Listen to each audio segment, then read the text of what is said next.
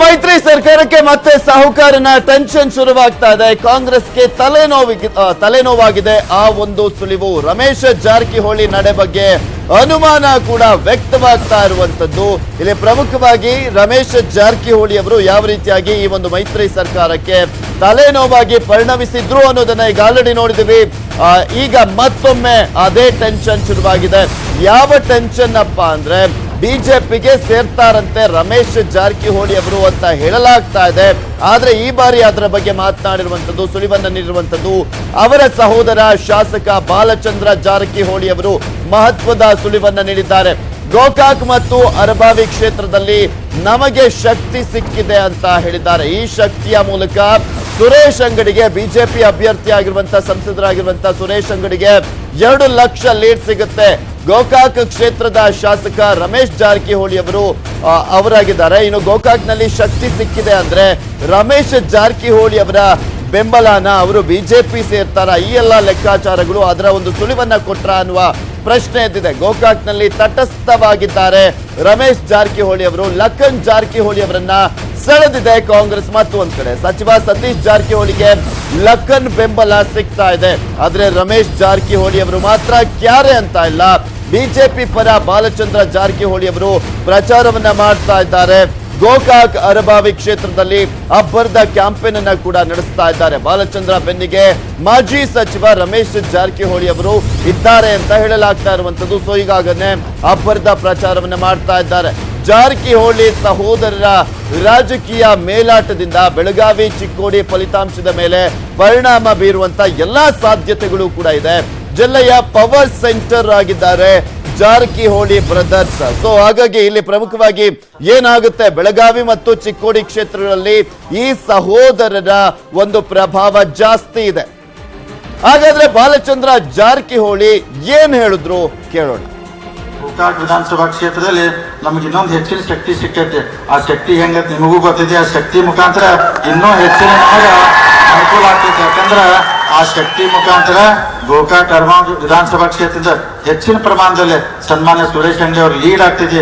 ಆ ಶಕ್ತಿಯನ್ನು ನಾವು ಉಪಯೋಗ ಮಾಡ್ಕೊಂಡು ಈ ಸಲ ನಾವು ಸುರೇಶ್ ಅಂಗಡಿ ಅವರಿಗೆ ಬೆಳಗಾವಿ ಲೋಕಸಭಾ ಕ್ಷೇತ್ರದಿಂದ ಸುಮಾರು 2 ಲಕ್ಷ ಅಂತರ ಮತಗಳಿಂದ ಅವ್ರನ್ನ ಗೆಲ್ಲಿಸ್ಕೊಳ್ತಾ ಅಂತ ಎಲ್ಲರೂ ನಾವು ಇವತ್ತೊಂದು ಪ್ರಣಾಪೂರ್ವಕ ಕೆಲಸ ಮಾಡೋಣ. ಇದರ ಬಗ್ಗೆ ಮತ್ತಷ್ಟು ಮಾಹಿತಿಯನ್ನು ಕೊಡ್ತಾರೆ ನಮ್ಮ ಪ್ರತಿನಿಧಿ ಚಂದ್ರಕಾಂತ್ ಸುಗಂಧಿ ದೂರವಾಣಿ ಸಂಪರ್ಕದಲ್ಲಿದ್ದಾರೆ. ಎಸ್ ಚಂದ್ರಕಾಂತ್, ಲೋಕಸಭೆ ಚುನಾವಣೆ ಆದ ಮೇಲೆ ಎಲ್ಲವೂ ಕೂಡ ಚೇಂಜ್ ಆಗುತ್ತೆ ಅನ್ನೋ ಲೆಕ್ಕಾಚಾರದಲ್ಲಿ ಮಾತನಾಡಿದ್ದಾರೆ. ಅದಲ್ಲದೆ ನಾವು ಗೋಕಾಕ್ ಕ್ಷೇತ್ರದಲ್ಲಿ ಮತ್ತಷ್ಟು ಶಕ್ತಿ ಸಿಕ್ಕಿದೆ, 2 ಲಕ್ಷ ಲೀಡ್ ಅಲ್ಲಿ ವಿನ್ ಆಗ್ತೀವಿ ಅಂದ್ರೆ ರಮೇಶ್ ಜಾರಕಿಹೊಳಿ ಅವ್ರು ಬರ್ತಾರಾ ಅಂತ, ಸಪೋರ್ಟ್ ಕೊಡ್ತಾ ಇದಾರ ಅಂತ? ಖಂಡಿತವಾಗ್ಲೂ ಪೃಥ್ವಿರಾಜ್, ಏನು ಬಾಲಚಂದ್ರ ಜಾರಕಿಹೊಳಿ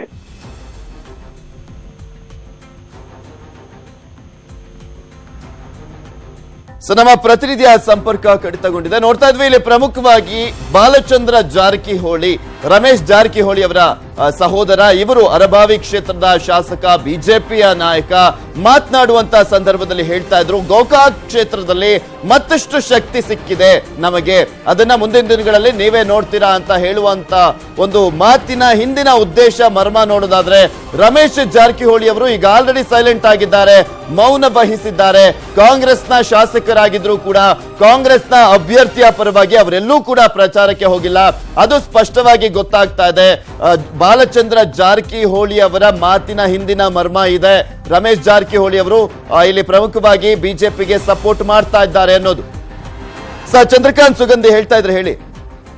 ಪೃಥ್ವಿರಾಜ್, ಏನಂದ್ರೆ ಈಗ ಬೆಳಗಾವಿ ಜಿಲ್ಲೆಯಲ್ಲಿ ಇದು ವ್ಯಾಪಕ ಚರ್ಚೆಗೆ ಗ್ರಾಸವಾಗಿದೆ. ಏನು ಬಾಲಚಂದ್ರ ಜಾರಕಿಹೊಳಿ ಗೋಕಾಕ್ನಲ್ಲಿ ನಮಗೆ ಶಕ್ತಿ ಸಿಗಲಿದೆ ಅನ್ನೋ ಮೂಲಕ ರಮೇಶ್ ಜಾರಕಿಹೊಳಿ ಅವರು ಬಿಜೆಪಿಗೆ ಬರೋದ್ರ ಬಗ್ಗೆ ಪರೋಕ್ಷವಾಗಿ ಮಾತನಾಡಿದ್ರ ಅಂತಕ್ಕಂಥದ್ರ ಬಗ್ಗೆ ಈಗ ಅನೇಕ ಚರ್ಚೆಗಳು ವ್ಯಕ್ತವಾಗಿದೆ. ಈ ರೀತಿ ಏನಂದ್ರೆ ಗೋಕಾಕ್ನಲ್ಲಿ ನಾವು 2 ಲಕ್ಷ ಲೀಡ್ ಅನ್ನ ಸುರೇಶ್ ಅಂಗಡಿ ಅವರಿಗೆ ಕೊಡ್ತೇವೆ ಅಂತ ಹೇಳಿ ಹೇಳ್ತಿದ್ದಾರೆ. ಒಂದು ಕಡೆ ಏನಂತಂದ್ರೆ ಸಚಿವ ಸತೀಶ್ ಜಾರಕಿಹೊಳಿಗೆ ಈ ಒಂದು ಬೆಳಗಾವಿ ಲೋಕಸಭಾ ಕ್ಷೇತ್ರದಲ್ಲಿ ಕಾಂಗ್ರೆಸ್ ಅಭ್ಯರ್ಥಿಯನ್ನ ಗೆಲುವಿಗೆ ಹೈಕಮಾಂಡ್ ಒಂದು ಟಾಸ್ಕ್ ಅನ್ನು ನೀಡಿದೆ. ಹಾಗಾಗಿ ಸತೀಶ್ ಜಾರಕಿಹೊಳಿ ಕೂಡ ಈ ಒಂದು ಕಾಂಗ್ರೆಸ್ ಅಂದ್ರೆ ಗೋಕಾಕ್ನಲ್ಲಿ ಕಾಂಗ್ರೆಸ್ ಕಾರ್ಯಕರ್ತರನ್ನ ಹಿಡಿದಿಟ್ಕೊಳ್ಳಕ್ಕೆ ಸಹೋದರ ಲಖನ್ ಜಾರಕಿಹೊಳಿನ ಬಳಕೆ ಮಾಡ್ಕೊಂಡಿದ್ದಾರೆ. ಅವ್ರನ್ನ ಈಗಾಗಲೇ ಕಾಂಗ್ರೆಸ್ಗೆ ಸೆಳೆದು ಕಾಂಗ್ರೆಸ್ ಪರ ಪ್ರಚಾರ ಮಾಡುವಂತೆ ಅವ್ರನ್ನ ಮನವೊಲಿಸಿದ್ದಾರೆ. ಅದೇ ರೀತಿ ಈಗ ಏನು ಬಾಲಚಂದ್ರ ಜಾರಕಿಹೊಳಿ ಕೂಡ ಬಿಜೆಪಿ ಪರವಾಗಿ ಬ್ಯಾಟಿಂಗ್ ಆರಂಭಿಸಿದ್ದಾರೆ. ಅರಬಾವಿ ಕ್ಷೇತ್ರದ ಶಾಸಕರಾಗಿರುವ ಬಾಲಚಂದ್ರ ಜಾರಕಿಹೊಳಿ ಈಗ ಗೋಕಾಕ್ ಕ್ಷೇತ್ರದಲ್ಲೂ ಪ್ರವೇಶ ಮಾಡಿದರೆ ಗೋಕಾಕ್ ಮತ್ತು ಅರಬಾವಿಯಲ್ಲಿ ಈ ಬಾರಿ ಬಿಜೆಪಿಗೆ ಹೆಚ್ಚಿನ ಲೀಡ್ ತಂದುಕೊಡ್ತೀನಿ ಅಂತ ಹೇಳಿ ಬಿಜೆಪಿ ನಾಯಕರಿಗೆ ಭರವಸೆ ನೀಡಿದ್ದಾರೆ. ಈ ಮೂಲಕ ಏನು ಅಂತಂದ್ರೆ ಗೋಕಾಕ್ ನಲ್ಲಿ ಮತ್ತೊಂದು ಶಕ್ತಿ ಬರಲಿದೆ, ಇದರಿಂದ ನಮ್ಮ ಶಕ್ತಿ ಹೆಚ್ಚಾಗಲಿದೆ ಅನ್ನೋದ್ರ ಮೂಲಕ ಏನಂದ್ರೆ ರಮೇಶ್ ಜಾರಕಿಹೊಳಿ